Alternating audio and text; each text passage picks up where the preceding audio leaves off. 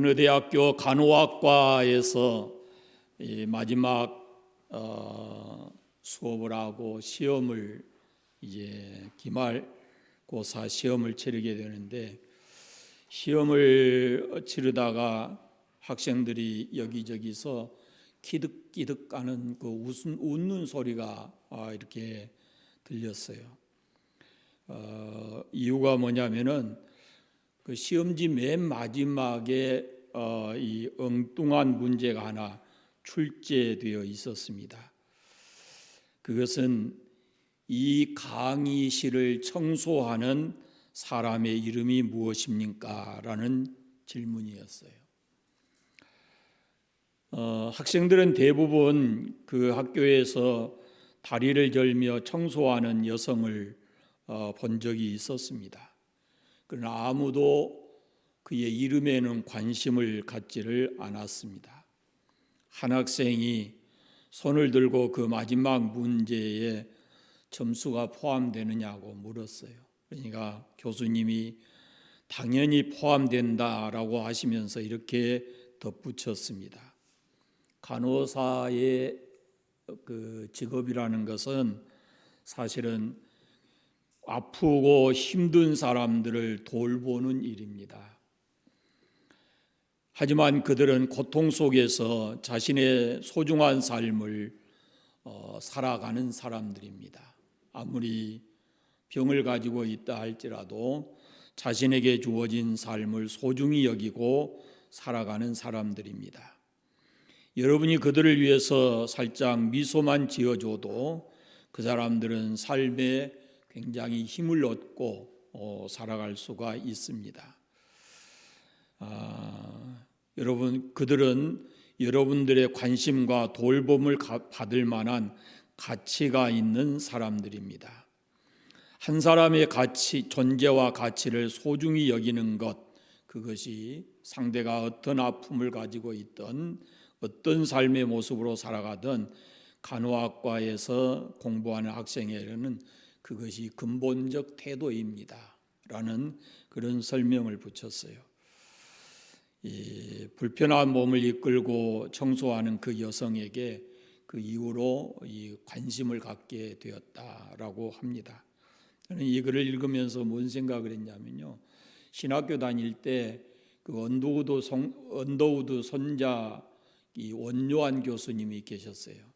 그분이 가르치면서 시험을 보는데, 그분은 시험지가요, 줄이 이렇게 있으면, 두 줄이 있으면 시험지가 달라요. 옆에 사람 봐도 컨닝을 못해요. 이 사람하고 이 사람하고 시험이 다 다른 거예요. 근데 나중에 이제 제가 알았는데, 시험지는 다 똑같은데 배분할 때 이 줄하고 배분할 때 시험지 그 시험 순서를 바꿔요. 그래가지고 주면은 컨닝을 해도 소용이 없어요. 또 하나가 뭐냐면, 그분의 특징이 뭐냐면, 맨 마지막 시험지에 문제가 그 마지막에다가 교수님이 당신에게 몇 점을 줬으면 좋겠습니까? 라고 물어요. 그러면 이제 자기가 자기 그 원하는 점수를 거기다 적는데, 그러잖아요. 시험을 잘 보고 점수를 달라 그러면은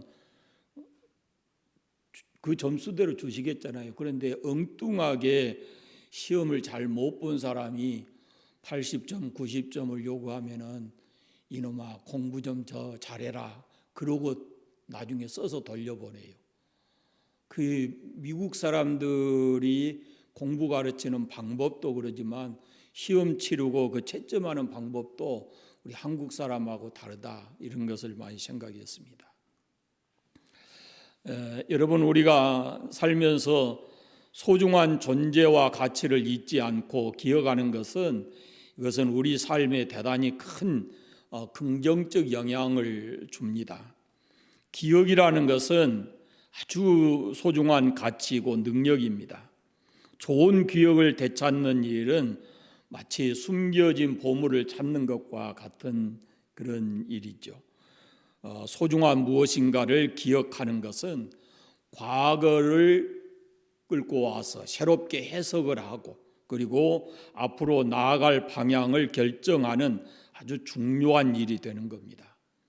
하나님께서는 그 백성들에게 창조주, 하나님의 창조주이시고 온 세상의 유일한 이렇게 참신인 것을 늘 기억하게 하셨어요. 그래서 그들의 삶에 장치를 마련합니다.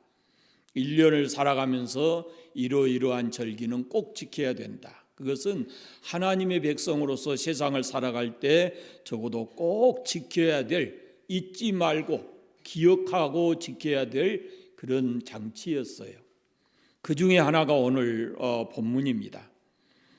하나님은 하나님이 누구신가를 기억할 수 있는 그런 장치, 이것을 이스라엘 민족의 삶의 틀에다가 딱 이렇게 고정을 시켜놨다라고 보는 겁니다. 오늘 말씀에 나와 있는 것은 초막절인데요. 초막절 언제 며칠 동안 어떻게 지켰는가라는 것이 오늘 본문에 기록이 되어 있어요. 언제 지킵니까? 7째 달 15째 날. 며칠 동안 지킵니까? 일주일 동안. 지키는 방법은 첫째 날, 8째 날은 성회로 모이고 아무 노동도 하지 마라, 이렇게 되어 있습니다. 이 초막절은 이스라엘 백성이 모세의 인도로 애굽에서 나와가지고 가나안 땅에 들어가기 전에 광야에서 살았던 40년의 그 초막 생활을 기억하면서 그때 하나님이 우리를 어떻게 도우셨는가, 그런 것을 기억하는 그런 절기입니다. 그 결코 잊어서는 안 될 중요한 하나님의 역사가 그 속에 있기 때문에 7월 15일부터 일주일 동안 계속해서 지켰습니다. 이스라엘에서 난 자마다 초막절을 지키는데 지키는 방법이 뭐냐면 자기 집을 떠나서 실제로 광야에 나가서 초막을 짓고 그곳에서 일주일 동안 생활해야 했기 때문에 그래서 초막절, 그렇게 이름을 붙였습니다. 1년 동안 수고해서 농사를 거두고 모든 곡식과 과일을 저장한 후에 찾아오는 절기이기 때문에 대단히 풍요로운 그런 절기였어요. 그래서 모든 농산물이나 수확물을 다 저장한다. 그래서 이 초막절을 다른 말로는 수장절, 그렇게도 말을 합니다. 이때 이스라엘 백성은 하나님이 허락해 주신 그 수확한 그 수확물에 대한 감사하는 마음으로 제사를 드리고 이 성대하게 그 초막절을 지켰는데 일주일 동안 첫날과 마지막 날에는 성회로 모이고 전체가 다 한꺼번에 모이고 그날은 노동하지 않도록 그렇게 하나님만 예배하는 날로 그렇게 정해 놓았습니다. 자, 그다음에 37절부터 보시면 이 초막절 성회 때 하나님께 무엇을 드려야 하는가라는 것을 말씀하고 있습니다. 성회로 열고 그다음에 화제를 드립니다. 화제를 드리고 번제와 소제와 희생 제물과 전제를 각각 그날에 드렸는데 이 제물은 평상시에 드리는 안식일의 제물이라든지 서원 제물이라든지 자원 제물이라든지 이런 것 외에 별도로 초막절에 하나님 앞에 그런 제물을 드렸어야 했습니다. 이스라엘 백성이면 누구든지 하나님이 정하신 그 장소에서 초막절을 철저하게 지켰는데 날짜 바꿀 수 없습니다. 못 박아놨어요. 하나님께서 7월 15일 날 그리고 일주일 동안 못 박아놨어요. 규례도 하나님께서 이렇게 지켜야 된다라고 분명하게 말씀하셨습니다.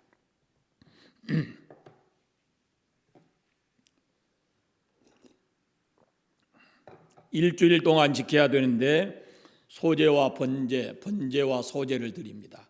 번제와 소제는 레위기서에 나오는 5대 제사 중에 2가지죠.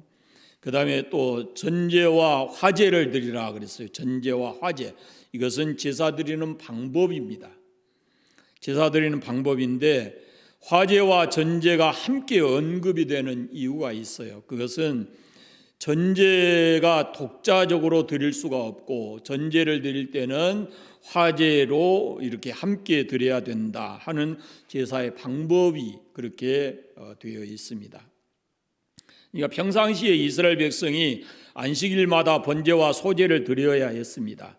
하나님은 이스라엘 백성이 초막절을 지킬 때도 역시 평소에 드리는 예물과 다르게 예물을 추가해서 드리도록 했지만 제사도 마찬가지였습니다. 제사가 겹친다 그래서 하나님께 드려야 할 예물을 줄이는 것, 그것이 금해지는 게 아니었어요.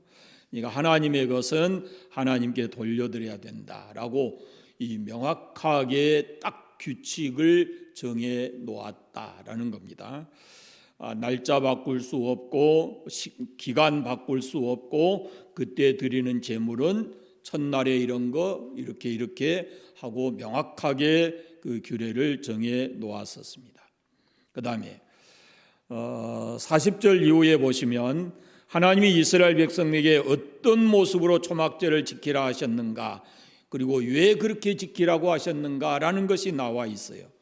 자, 이스라엘 백성은 초막절에 아름다운 나무의 실과와 그 40절 한번 보세요. 40절 같이 한번 읽어보겠습니다.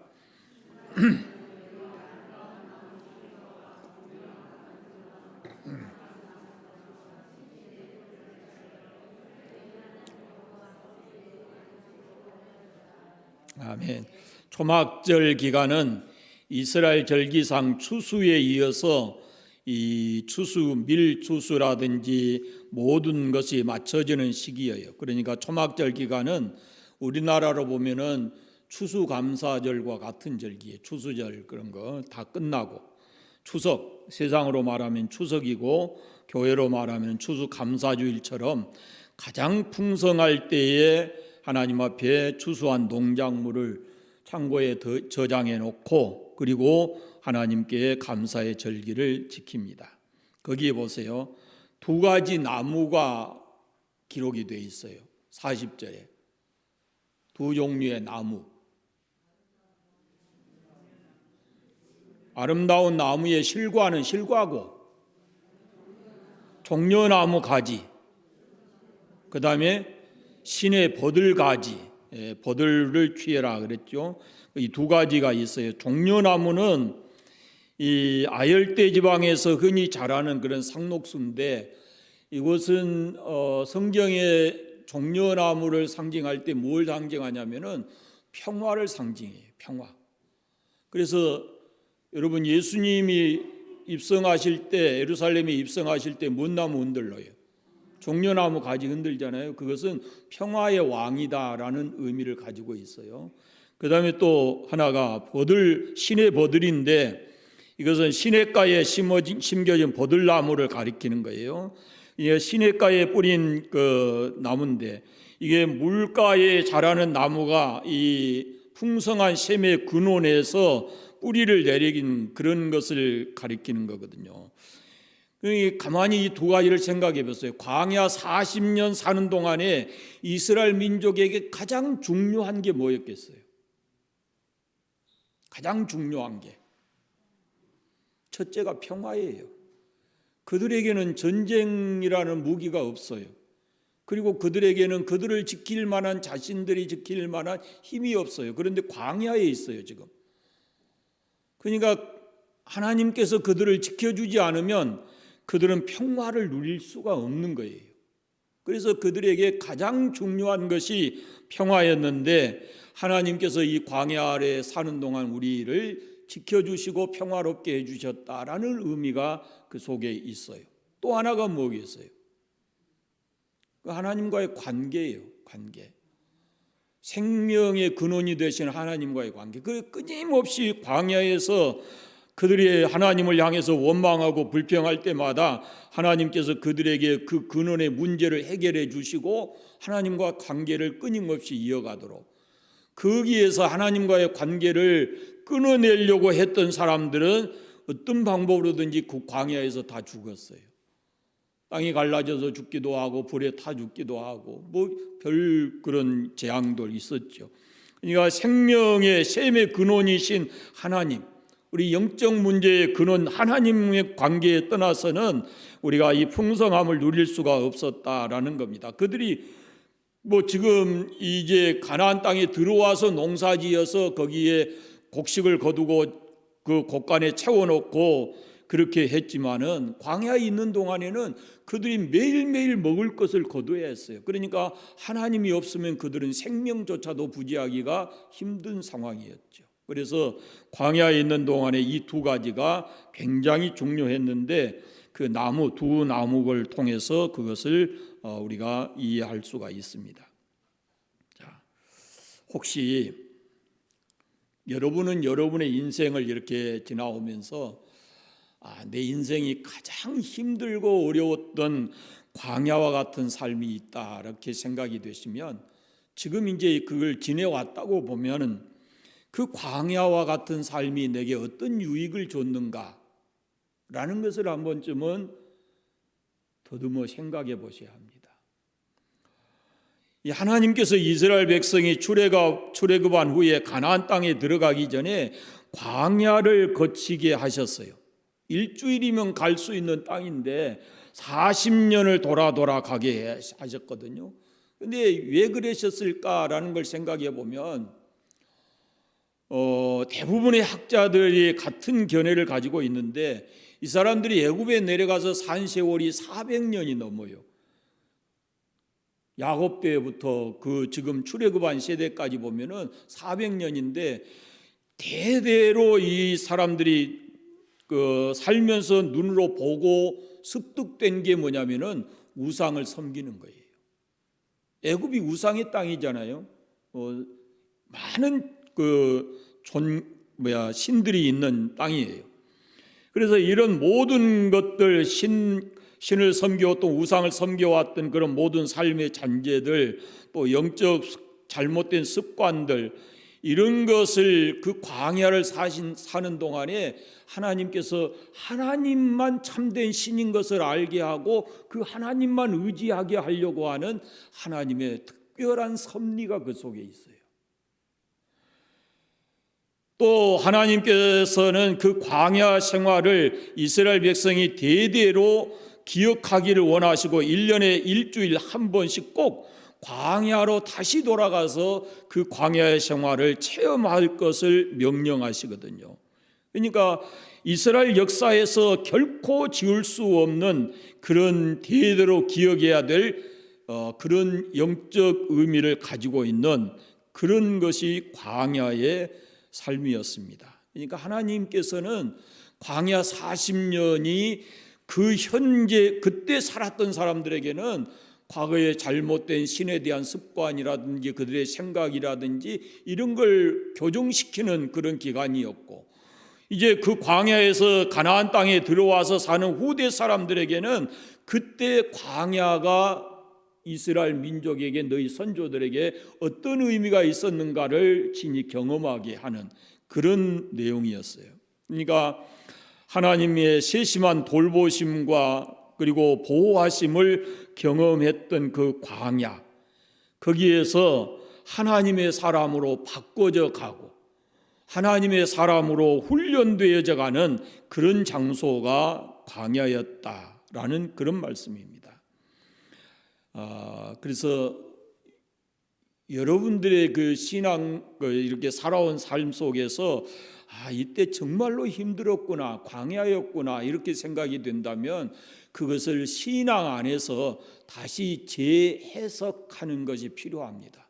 왜 하나님께서 그때 나에게 그런 어려운 삶을 주셨을까라는 것을 한 번쯤은 돌아보고 재해석하는 것이 필요하다라는 말씀입니다. 어쩌면은 광야는 더 하나님께로 가까이 나아갈 수 있는 영적 디딤돌과 같은 것이고 나를 더 큰 신앙의 사람으로 성숙시켜주는 그런 영적 주춧돌과 같은 그런 것이죠. 그래서 광야라고 하는 것은 누구에게나 필요하다라는 것을 의미합니다. 우리가 분주하고 시끄러운 세상 속에서 들리지 않는 하나님의 세미한 음성을 들을 수 있는 때가 바로 그때입니다. 일부러 광야에 가서 하나님의 음성을 듣는 그런 것이 필요하다라는 말씀이죠. 저는 제 집사람에게 얘기 안 했습니다마는 지난 일주일 동안 제가 이 입을 말을 참 적게 하고 안 하고 닫고 살았어요. 그 이유가 두 가지가 있어요.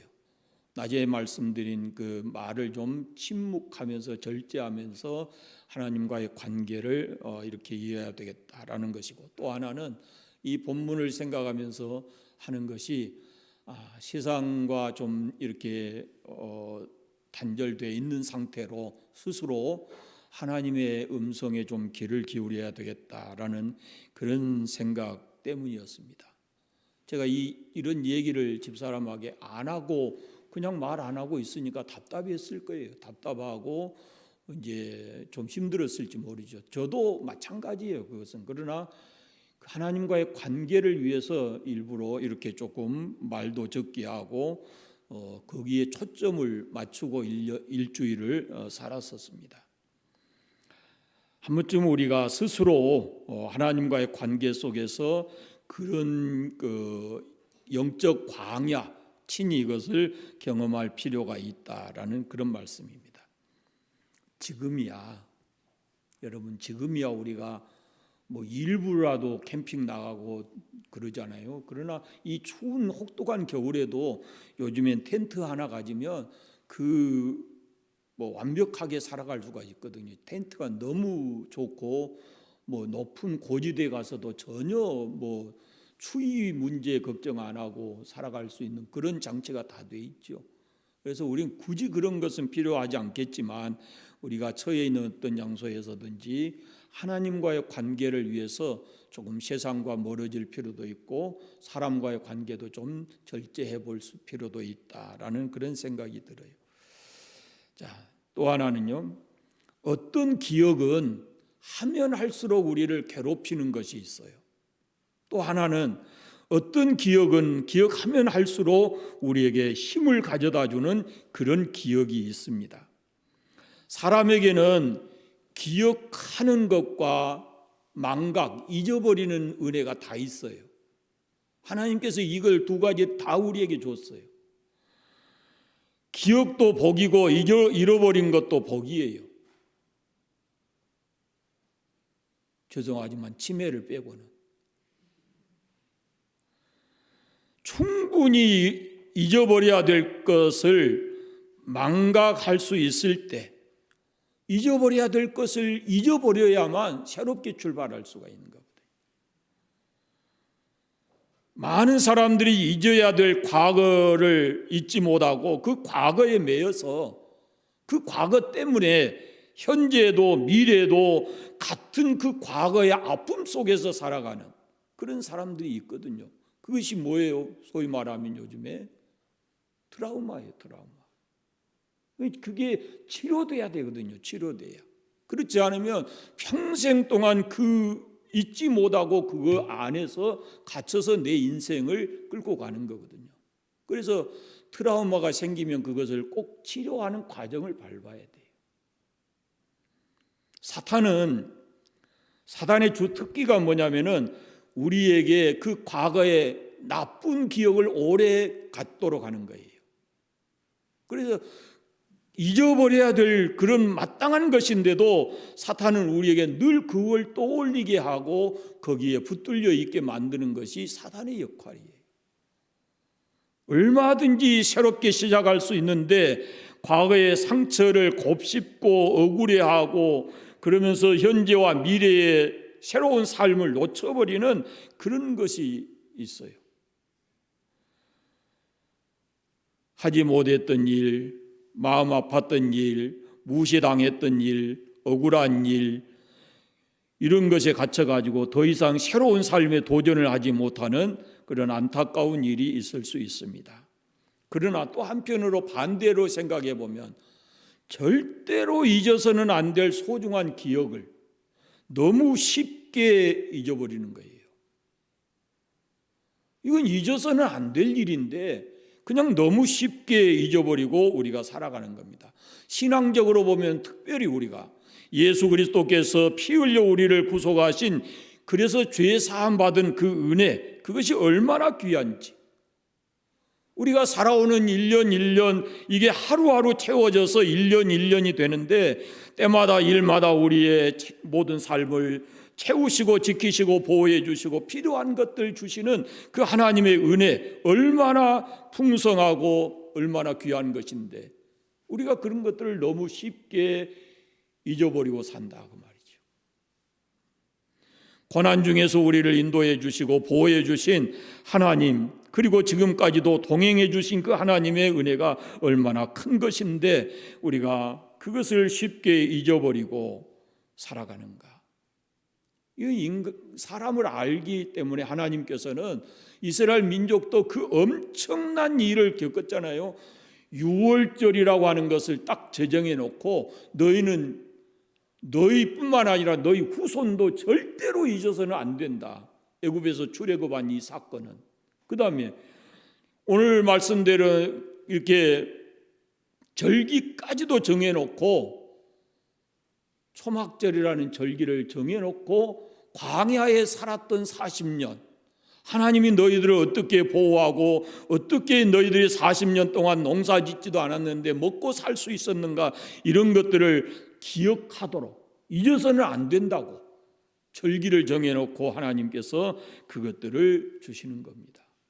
여러분, 우리에게도 하나님께서 주신 영적 자산들이 있는데 그걸 놓치면 안 돼요. 놓치면 그걸 잊어버리면 안 되는 거예요. 적어도 예수 그리스도를 구주로 믿는 사람은 언제든지 잊어서는 안 될 것이 뭐냐면은 예수님께서 피 흘려, 십자가에 피 흘려 나를 구속하시고 나의 죄를 씻으시고 내게 새 생명을 주시고 하나님 나라에 대한 소망을 갖게 하셨다라면은 그 십자가의 은혜를 잊어버리면 안 돼요.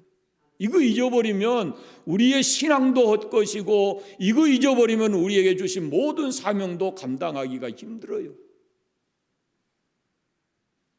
그런데 우리가 이런 영적 자산들을 얼마나 쉽게 잊어버리고 사는지 모릅니다. 잊어야 할 것과 잊지 말아야 될 것을 우리가 분명하게 해야 합니다. 잊어버려야 될 것을 잊지 못해서 내 삶에 어떤 문제가 생긴다면, 그게 쉽게 안 잊혀진다면 치료도 받아야 될 것이고 하나님의 은혜를 구해서 그것을 잊어버려야 되고, 그리고 잊지 말아야 될 것은 꼭 기억하면서 살아가야 되는 겁니다. 여러분, 태양이 없으면 지구에 생명이 존재할 수가 없죠. 하나님이 없이는 이 땅에 사는 사람들의 생명이 없어요. 영원한 생명이라는 것은 없어요. 제가 지난 금요일 날 동창에 갔는데 목사님들 중에 막 거리로 나와서 데모하신 분들이 있잖아요. 묘하게 그런 정치 이야기가 그게 나와가지고 제 친구 한 사람이 신목사가 은퇴하면은 종교 좀 없애버리면 좋겠다 그러더라고. 그러면 나 있을 때는 종교가 있어야 되고, 나 은퇴하면은 종교와 무관하고, 제가 좀 따지고 싶었어요. 그런데 이 동창의 좋은 자리에서 제가 그런 얘기하면 그 분위기가 완전히 깨질 것 같아서 제가 전혀 대꾸 안 했습니다. 그냥 못 들은 척하고 이렇게 사방을 걸어 다녔어요. 서서 자기들은 앉아서 얘기하고. 근데 여러분, 제가 입에서 이만큼 나오는 말이 있었어요. 그게 뭐냐면, 사람에게는 종교가 없으면 그 삶은 짐승이야. 그러고 싶었어요. 사람에게 종교라는 것이 없으면 그 사람의 삶이라는 것은 그건 짐승과 같은 삶이에요. 여러분, 죄인인 우리는 그런데 하나님 없이 살아갈 수 없는 사람들인데, 죄인된 우리 인간이 하나님의 낯을 피해서 자꾸만 도망가려고 합니다. 죄를 지으면 지을수록 하나님이 불편하고 부담스러워지기 때문에 하나님을 자기의 영역에서 밀어내고 하나님으로부터 잊혀지고 싶어 하는 거예요. 그러나 자기 생각이 하나님께로부터 멀어졌다고 생각하지, 하나님은 결코 멀리 계신 분이 아니거든요. 하나님이 잊혀지는 분이 아니에요. 나는 하나님을 잊고 살지 모르지만 하나님은 나를 잊지 않으시거든요. 우리는 결코 잊혀지는 존재가 아닙니다. 그래서 사람들은 죄를 지으면 하나님이 불편하기 때문에 자꾸만 교회가 멀어지고 하나님을 멀리하려고 해요. 그러나 결코 하나님 멀리하고 우리가 온전한 삶을 살아갈 수가 없습니다. 우리 생명은 하나님과 연결이 돼 있어요. 그래서 하나님을 떠나면은 우리의 생명이 보호받을 수가 없는 거죠. 또 하나는 앞서 말씀드렸지만은 하나님과의 관계가 불편해지게 되면 동시에 우리 마음의 평화도 사라집니다. 평화는 사람이 만들어내는 것이 아니고 하나님께로부터 오는 것입니다. 그래서 그 관계가 불편해지게 되면 절대로 우리가 이 땅에서 참된 평안을 누리고 살아갈 수가 없다라는 것입니다. 그래서 하나님은 이스라엘 백성들로 하여금 하나님의 소중함을 기억하고 하나님 곁에 머물러 있으라고 이런 장치를 하는 거예요. 여러분, 절에 다닌 사람은 1년에 한 번쯤 그냥 갔다 오면 절에 속한 사람이에요. 그러나 그리스도인은 적어도 1년에 52주는 교회에 나와야 되잖아요. 그러면 왜 하나님께서 일주일마다 이렇게 나오도록 해놨을까? 그 장치에 그렇게 해놓은 이유가 뭘까 그 말이에요. 그것은 하나님을 가까이 하면 할수록 복이고 하나님을 멀리 하면 할수록 우리에게는 해가 되기 때문에, 그래서 하나님을 더 가까이 하도록 우리에게 그런 장치를 해놓은 것입니다. 여러분, 불편하고 힘들지만 하나님이 장치를 해놓으신 우를 내 스스로 벗어던지지 마세요. 하나님이 만들어 놓으신 그 울 안에서 우리가 더 가까이 해야 하나님의 은혜와 평강을 누리고 살아가게 될 줄로 믿습니다. 때로 살아가면서 광야와 같다 이렇게 느껴질 때 하나님이 나에게 더 관심을 가지고 손을 내밀고 있구나라는 것을 기억하시기를 바랍니다. 내 혼자 내버려 두는 곳이 광야가 아니에요. 나를 광야로 몰아내시면은 거기에 반드시 하나님께서 앞서 가시고 하나님이 손을 내미시고 나에게 귀를 기울이고 계신다라는 것을 잊지 마시기를 바랍니다. 나를 독생자의 피로 구원해 주신 하나님이셔요. 그만큼 우리를 사랑하신 분이에요. 광야 이스라엘 40년 동안 그들을 구원해내서 하나님께서 그들의 의복과 음식이 떨어지지 않게 보호해 주시고 인도해 주신 분이 하나님이셔요. 믿는 대로 됩니다. 하나님이 나를 지키실 것이라 믿으면 그 믿음대로 되고, 하나님이 나의 부족함을 채우실 것이라고 믿으면 그 믿음대로 하나님이 채워주십니다. 그러니까 광야를 갈지라도 주님이 나와 함께 가신다, 주님이 나를 붙들고 계신다라는 그 믿음을 가지고 여러분이 세상 사는 동안에 하나님이 정해놓으신 그 정치를 벗어나서 살려고 하지 말고 그 안에서 하나님이 주시는 충만한 복을 누리고 살아가시기를 바랍니다. 기도하겠습니다. 감사합니다. 하나님 아버지, 오늘 거룩한 주일을 허락해 주시고 오전 또 이 시간까지 주 앞에서 예배하며 이 하루를 보내게 하시니 감사합니다.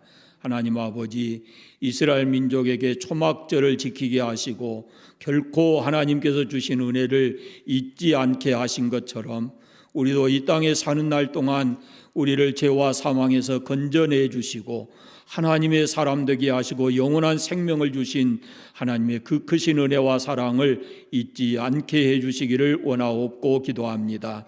늘 감사하고 찬양하며 되돌아 또 생각하고 또 찬양하고 감사하는 저희들 삶이 되게 하여 주시옵소서.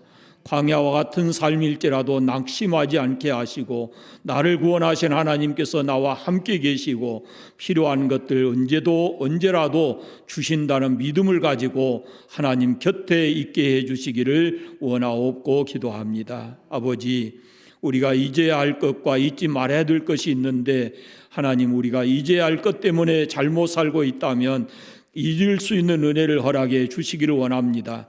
또 잊지 말아야 될 것을 잊어버렸다면 다시 생각나게 하시고 하나님 앞에서 바른 자리로 되돌아와서 믿음을 지키며 살아갈 수 있도록 은혜 베풀어 주시옵소서.